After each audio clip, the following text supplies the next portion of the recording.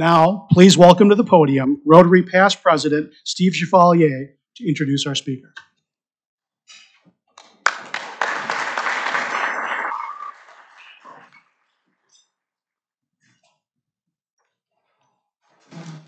Good afternoon. Aaron tells me to bend over so the mic actually comes close to my mouth and use my outside voice, so I'll do my best.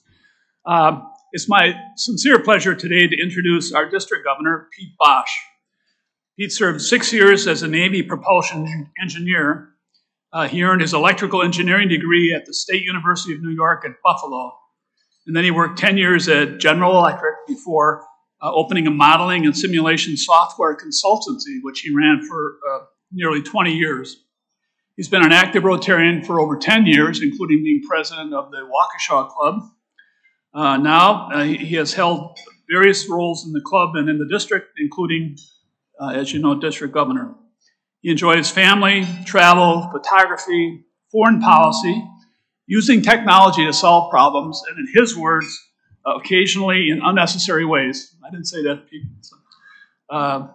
He said he barely tolerates golf, but the bad news is we will invite you to the golf outing in early June that supports our scholarship program. I've had the honor of working with Pete for about 3 months now.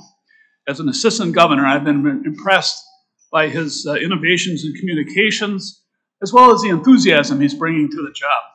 So I predict a great year ahead for District 6270. Let's give a warm Milwaukee Rotary Club welcome to Pete Bosch.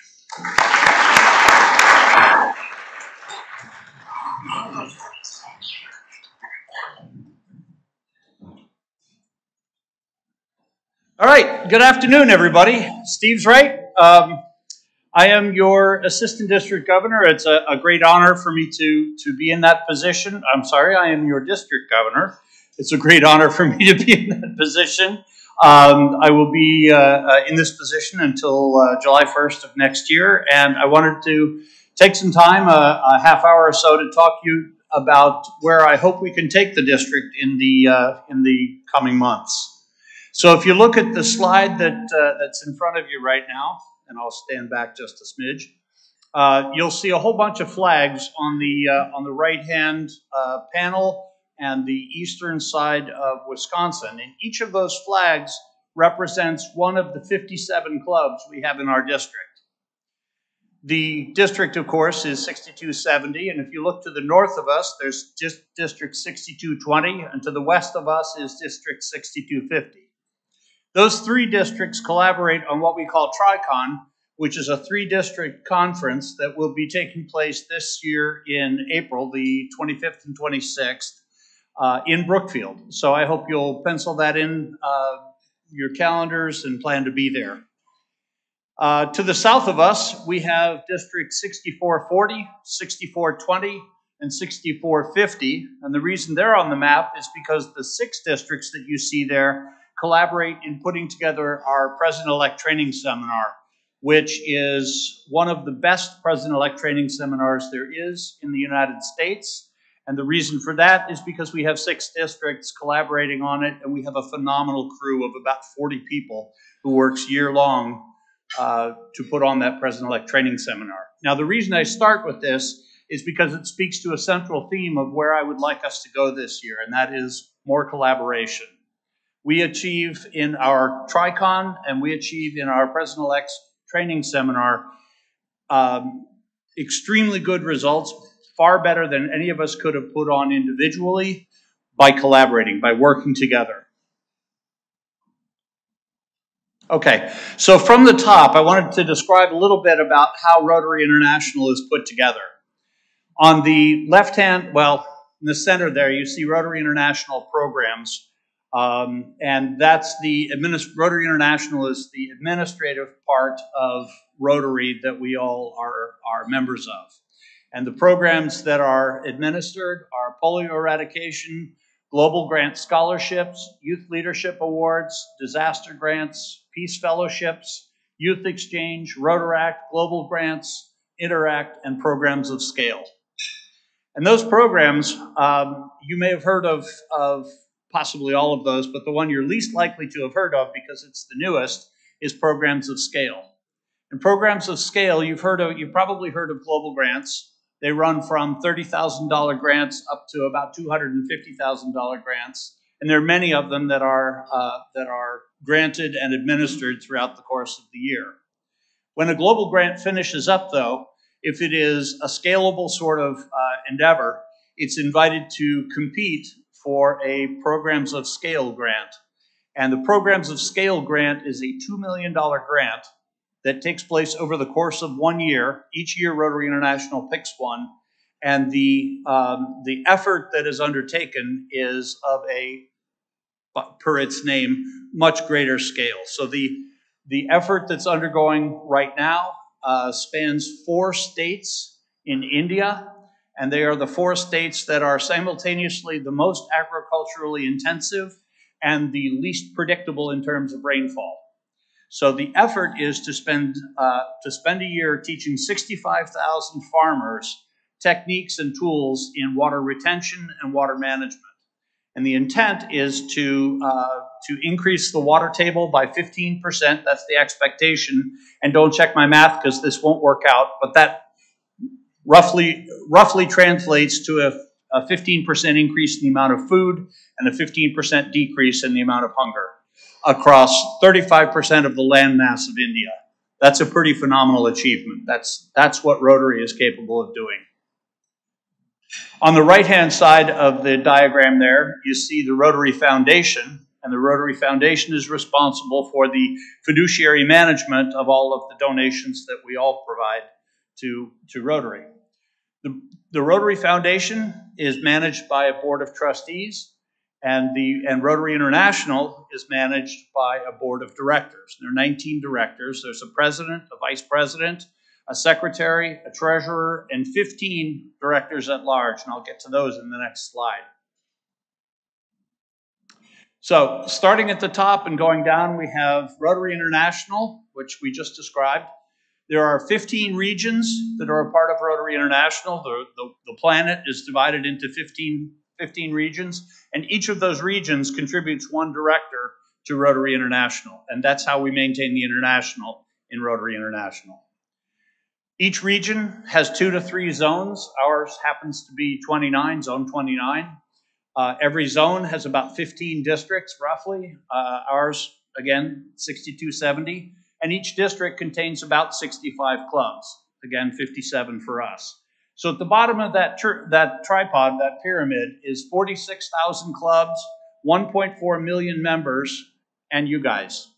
And the base of that pyramid is my primary goal in being your district governor, and that is to make sure that things that you want to do, because not much happens in Rotary that is of import and of meaning to all of our members, short of a member deciding they want to do something and their club backing them up.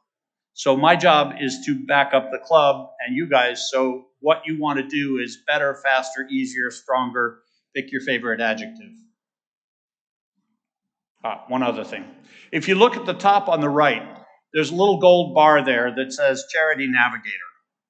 If you're not familiar with Charity Navigator, it's an organization that assesses nonprofits. It looks at their formation documents, it looks at their financials, it looks at their transparency. At the end of the day, it rolls all that stuff up into a 1-star to 4-star rating, which it assigns to that nonprofit. And it's difficult to get a 4-star rating any given year. Rotary Foundation has gotten a 4-star rating now 15 years in a row. That's how good we are.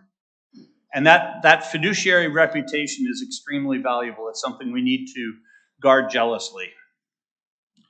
So the district serves primarily members and clubs. You guys are the bedrock and the engine of what we do. Secondarily, Rotary International, because they administer the programs that we all rely on.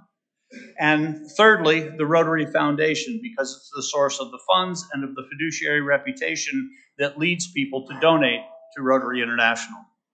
Now, it's an interesting thing, the value of our reputation, right? A lot of corporations want to assign a value to their reputation or their brand or their whatever, and then stick that on the balance sheet I'm not sure the exact reasons. Maybe there's a bonus involved. I'm not sure. But it's a good thing to know the value of your organization's reputation or brand or logo or whatever. And there's all kinds of weird, bizarre mathematics and statistics and whatnot that goes to coming up with a number like that. In our case, it's really very simple. In our case, I don't know if you guys are all aware, but Rotary International has a goal of raising $50 million each year to fight polio. That's not an arbitrary number. The reason that number is there is because the Bill and Melinda Gates Foundation, and I double-checked just a couple days ago, it's still called that, they set a goal for us of $50 million. And if we reach that goal, if we raise $50 million to fight polio, they write a $100 million check and give it to us to do that as well. $100 million, and that's every year. To me, that's the value of our reputation. In fact, that's a floor of the value of our reputation. It's higher than that. We know it's that. So that's how jealously we need to guard that reputation. So in the run-up to being district governor, there were a number of things that all of us, and we had our district governor class had to do. One of them was a training event that took place in Orlando in January, which is a better place than here to be in January. And in that training event, our current president, who was president-elect at the time, Stephanie Yurchik, was talking to us, and she said that every district needs to come up with 100 new members, 4 new clubs. We need to continue to support Polio Plus in the way that we have been so far. My personal favorite, we have to use technology to make our organization stronger where appropriate, and a whole lot more than that. So Rotary International came up with this thing called an action plan, which is, it's a sort of a hierarchical document, and it bubbles down to the clubs and then back up to the district. And so there are a lot of goals that are incorporated there. And then remember, we've got club, then district, then zone. Our zone came up with their own roadmap, and that also bubbles down to the clubs and back up to the district. So in the process of going through all of this, the thing that was gnawing at me was, how do I service all of those goals and still service the clubs and the members who are the bedrock of what we do? One clue in coming up with that answer was the fact that everybody was asking for increases, numerical increases, right? More Rotarians, more donations, more service events, more philanthropy, et cetera, et cetera. And another is the fact that all of the things they were asking us to do are things that, at least in my opinion, a healthy, engaged district, club, or Rotarian should really be pursuing anyway. So the question then becomes, we need to get more out of what engaged Rotarians are probably doing anyway. So there are two ways to do that. One is we squeeze more, inspire. The word is inspire. We inspire more dedication from existing members, or do we bring in new members? I think the answer is probably pretty clear.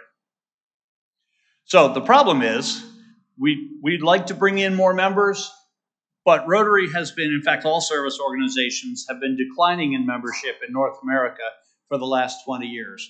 So how do we beat that? How do we grow our membership in the face of that regionally declining membership?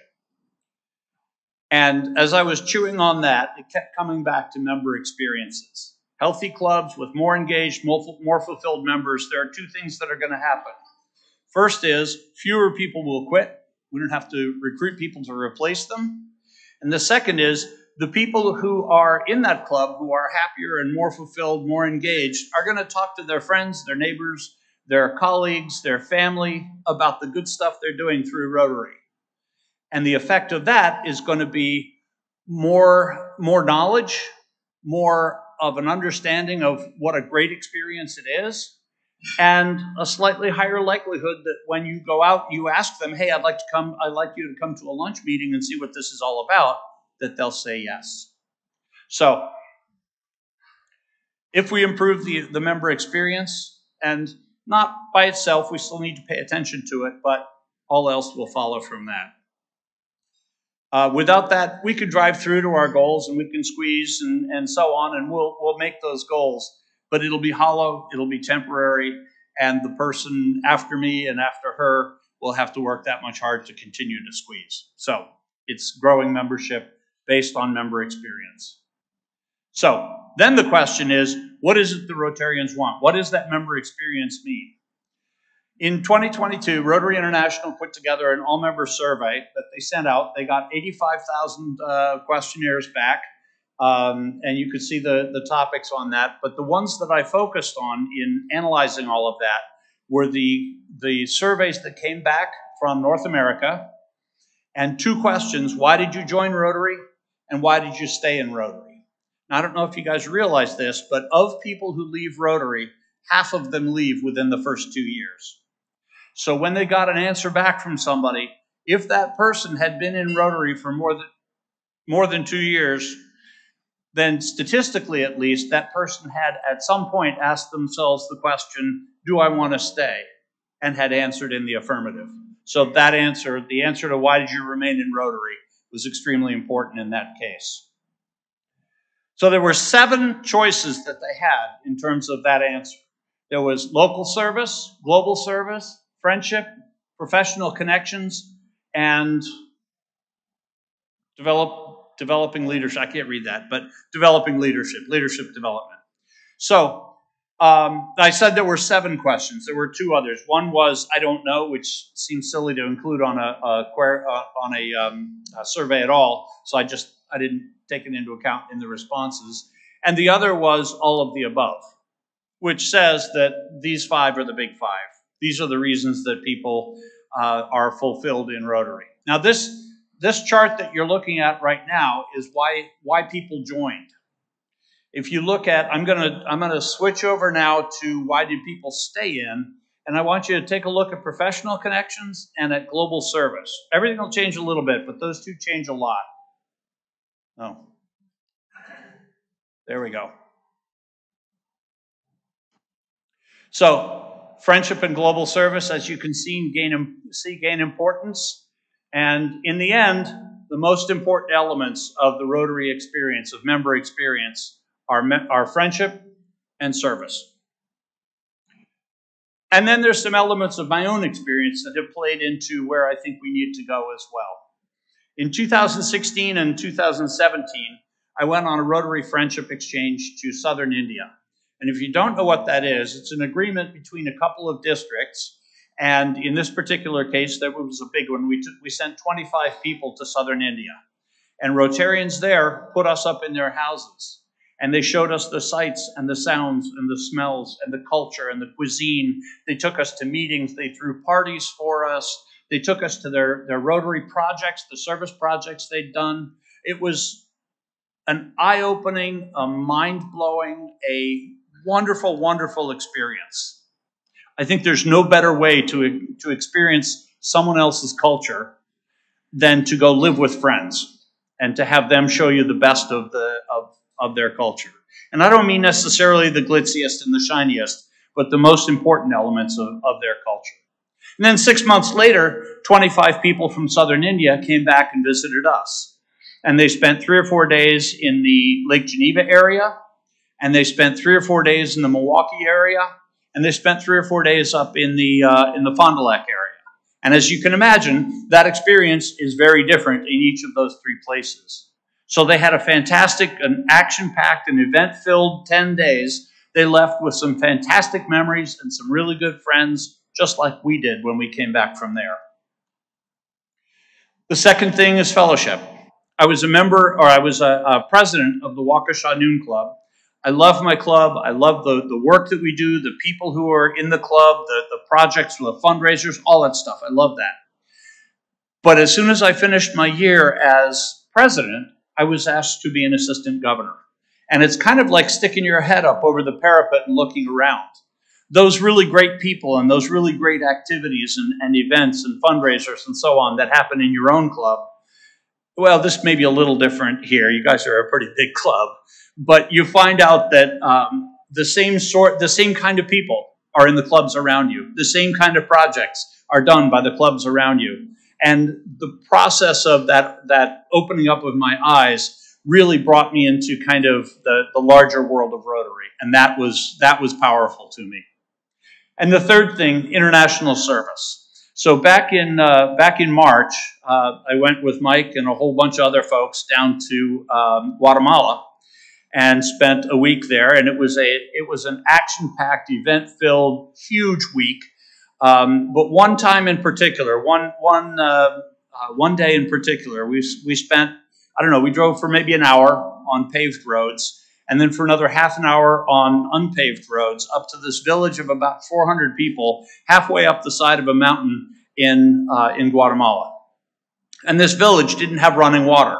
They had an agreement with a landowner 4 kilometers away where half of their population had to spend a quarter to a third of their waking lives, and by the way, this is always the female half, trekking 4 kilometers over a mountain with a couple of buckets, filling up those buckets at a spring, and then coming back to the village and dumping them in a cistern or something similar, and then turning around and going right back.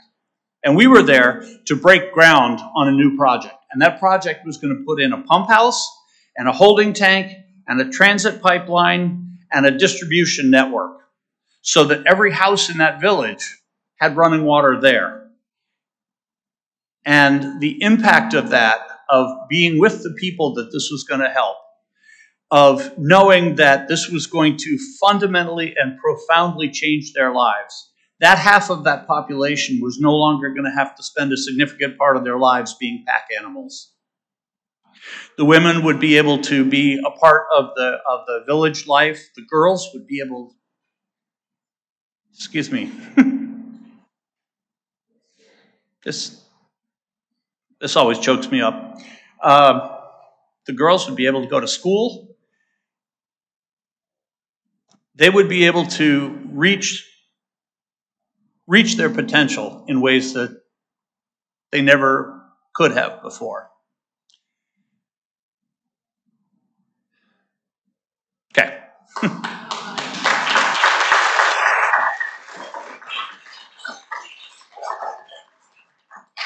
So it's being a part of something like that. And, you know, my part of standing in the middle of that village, I was just some guy standing there, right? The real engine to that transformation is Rotary. It's all of you guys. And when you realize, when you look outside of your club and you see those kinds of changes taking place for really what isn't that much money if you consider the change that's taking place, you start to get a perspective of the value of international service. And so that's why when you looked at the transformation that took place in that chart, the value of international service went up. So I want to encourage people to experience a lot of those things as best they can and whenever they can. And if you know Jeff Reed, who is our district grants chair, Jeff will step into any breach he finds. He insisted that I also include 2 conventions, a half a dozen or so grants and projects for Ukraine, International Assembly, Zone Institute, Pets Council, and so much more as things that have influenced my Rotary career and things that I would absolutely love to see more people take and incorporate into their Rotary experience. So the focal point of 24-25 is to improve member experience. And we do that by increasing the number of service opportunities, by increasing the fellowship that we enjoy, by increasing our awareness of other clubs' activities so that we can go out and help them and they can come and help us, and to increase that effectiveness, right, through collaboration. Now, this is not to say we don't have to pay attention to recruitment. Obviously, we do. But my hope, my expectation is that by doing those things at the top of this slide here, the effort we put into the bottom part of the slide will be that much more efficient and that much more effective. And if you are familiar with the Rotary Action Plan, that's my requisite. Here's how I'm following it. So we won't spend much time on that. Okay, so this is the district website as it stands right now, and in particular, there are two things you want to pay attention to probably. There are two menu items, for clubs and for members.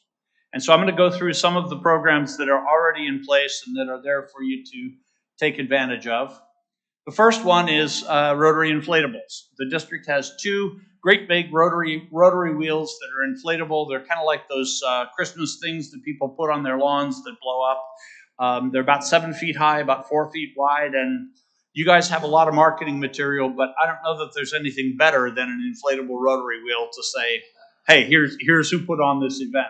My club does a blues festival in Delafield every year, and for, I think it was probably the 12th year maybe that we started using that inflatable wheel. Trust me, we had our logo and all this stuff on every single piece of printed material, all the signs, everything. Simple fact is people don't read.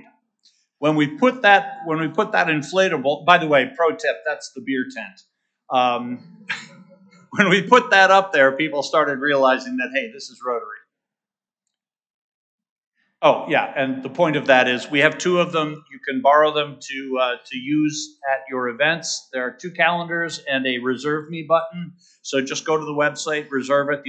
There's no cost to it. The only responsibility you have is pick it up from the folks who had it before you, give it to the folks who have it after you, and if you break it, fix it.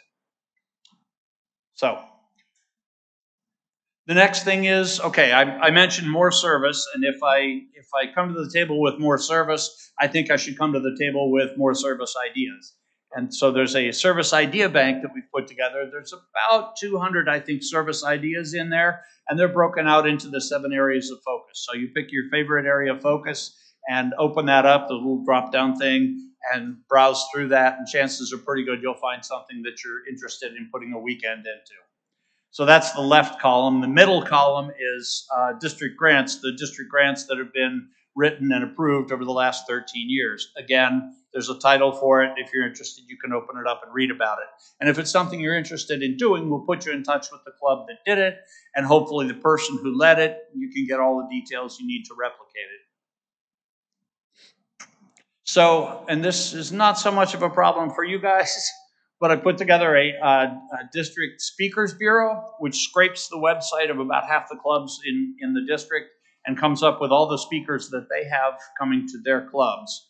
And at the top, there's so the bottom part you can read through, get ideas of who might be a good speaker to invite to your clubs. Again, or to your club. Again, you guys I don't think that's a pain point for you, so we'll leave that alone. The top part, though, highlights is speakers that have shown up somewhere that have been really, really good. And we'd like to see them go to and to experience more clubs. And the top one there is one of your own, and that's John Ward. And so as most of you probably know, he's a retired U.S. diplomat. He started his career as a U.S. Army artillery officer. He does a talk, well, he's working on 4 talks right now, but the one he did first was the work of a U.S. diplomat. I don't know if he's done it for you guys, but if he hasn't, it's a phenomenal talk, and you should probably bring him in. Keep an eye on the top half of that, because hopefully we'll have some ideas that will be helpful for you. Social media content stream. I won't spend a lot of time talking about this, but suffice it to say that the more dynamic your social media properties are, the more they're going to show up on people's feeds. And so what we've done is come up with about 60 dates during the year that are of use or of interest to Rotarians, and come up with a full-length story, an article, a Facebook post, and a tweet, plus an image that you can use with them and put them on your website. So that's all I need to, I think, say about that. Again, a quickie, if you're interested in a Rotary business card that you keep on your phone and somebody scans it and downloads your contact info, there's a sign up for that as well. So those are the things, those are the initiatives that, for the most part, have already been put in place. There's some tweaks and tuning that have to happen. But this list here is a list of some of the remaining initiatives, other things that we want to accomplish this year. And as you're reading through those, I would like you to consider if there's something there that is of interest to you, or the bottom one, other ideas as they arise. So if there's something bubbling up in your brain that you'd like to be added to that list, please reach out. And if you do, there's a help wanted page. So what you see there is a list of all the open positions or understaffed committees. And if you click on it, you'll see what that committee does, and reach out to me, reach out to Steve, reach out to most anybody at the district level. And if they don't get you in touch with the right person, let me know. Anyway, having said all of that, I want to thank you for your time, your attention. Well, you guys don't really throw food, do you? Anyway, thank you very much. I appreciate it.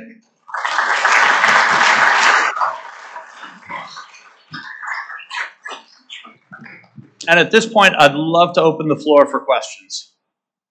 Thank you, Pete. If you have any questions, you may use this microphone here. As always, please keep your questions topical and concise.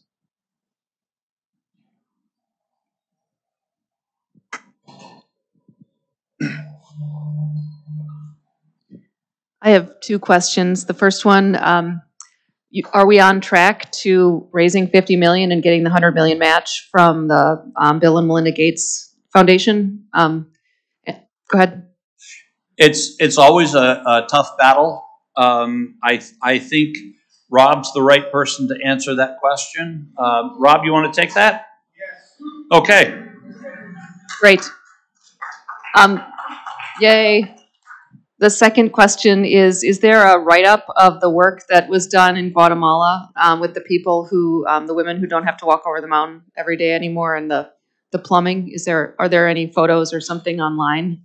There is a write-up. There are photos. Mike can answer if they're online. Actually, Jerry can answer if they're online. Jerry?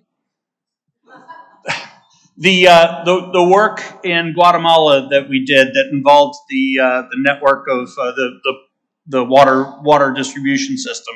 Is there anything online that describes what we did? Photos? Yes, we have the newsletters that many of you have seen, probably all of you have seen. We have put online, and we have tried to distribute those, frankly, throughout the district. And so we have an awful lot of clubs. We have something like 15 to 20 clubs and 5 or 6 districts throughout the U.S. that receive those and have been active members. And I'm very open to any ideas to get that distributed more, because we find that the more people that find out about the value of the experience, as I think you saw today, it really is a very heartfelt and very valuable kind of experience. But people have to take that step to just sort of jump in and experience it. It's transformational. That's an overused word, but it really is. I would just say, I don't know whether Aaron can actually pull up our website, but if you go to the Making a Difference section of our website and go to the global section, you'll find videos, you'll find newsletters. There's quite a bit of information just right on our very own website.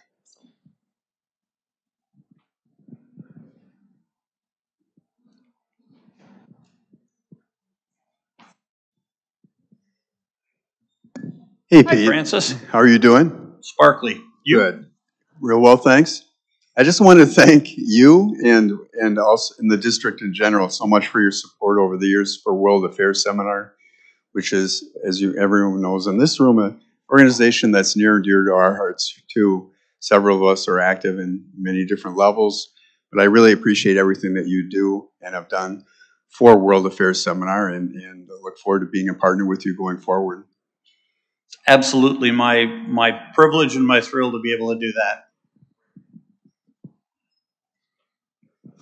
Good afternoon, and thank you. We appreciate you being here and sharing. In growing the numbers and growing the club, something comes to mind, and that is, do we have any goals set for inclusive recruitment, and any ideas of how we can become more inclusive and how we can tap into this? Sure. So we have a committee that is focused on that. In addition to that, there is nothing that says how much do you differ from the profile of your community. That said, there is certainly a set of metrics that are kept and regularly updated and evaluated in terms of age distribution and in terms of gender distribution. To my knowledge, though, there is no, let's say, ability distribution or other sorts of distributions like that.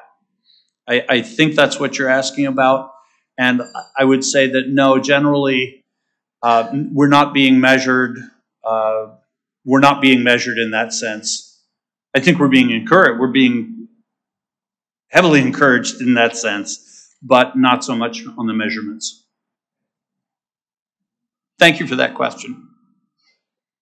How do we stack up again with our district against others in the country as well as outside of? I mean, as you mentioned, and we know that there's been a lot of decline in membership in organizations, but how are we doing in our district comparatively? And is there other sharing of best practices that are working in other areas to get more people involved? Okay.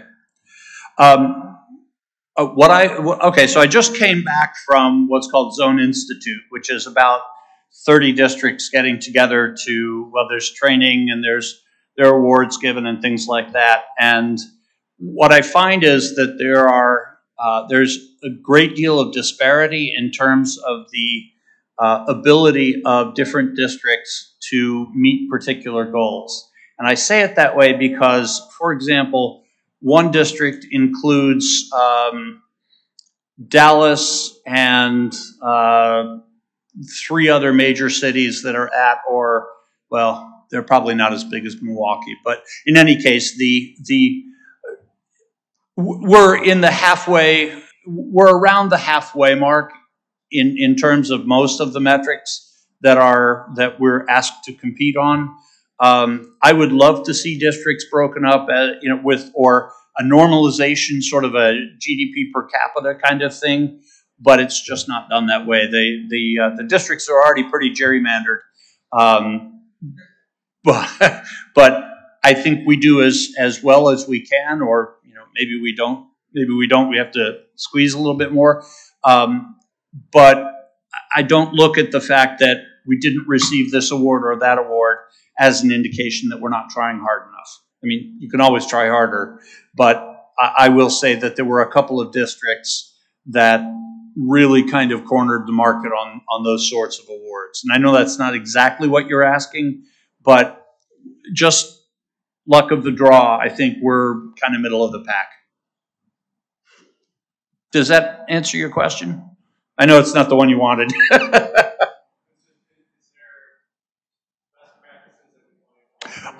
Good question. Yes. There are actually, that was a big part of what the district governors did while the district governors elect and nominee were getting their training, is there was a lot of best practice sharing in our 2 days worth of training. In fact, we had 30 district governors in a room, and the whole point was to talk to each other about, and of course it was a little more structured than this, but to talk about what we're doing well, and as each person, I have about 6 pages of this notebook that are full of ideas like that. I need people to help me make them happen.